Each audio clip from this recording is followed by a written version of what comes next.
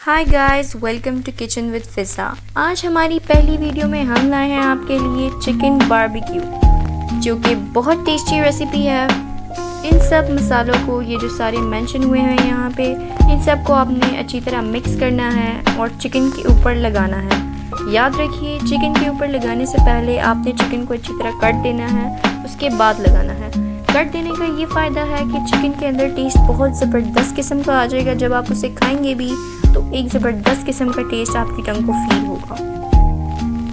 आपने चिकन को कम से कम 15 मिनट तक अच्छी तरह मिक्स करना है, ताकि सारे मसाले अच्छी तरह मिक्स हो जाएं और चिकन के एक एक पार्ट तक पहुंच जाएं। इसके ऊपर 2 टीस्पून ऑयल भी ज़रूर डालना है, ताकि इसके अंदर शाइन आ जाए। फिर इसको 2 घंटे तक मैरिनेट करके रखना है आपने, और उसके बाद इसको चारकोल पे ग्रिल करना है। ग्रिल करते वक्त भी आपने एक साइड पे ऑयल लगाना है और दूसरे साइड पे भी लगाना है। लीजिए, आपकी मज़ेदार रेसिपी तैयार है। अगर आपको रेसिपी पसंद आई है तो सब्सक्राइब कीजिए।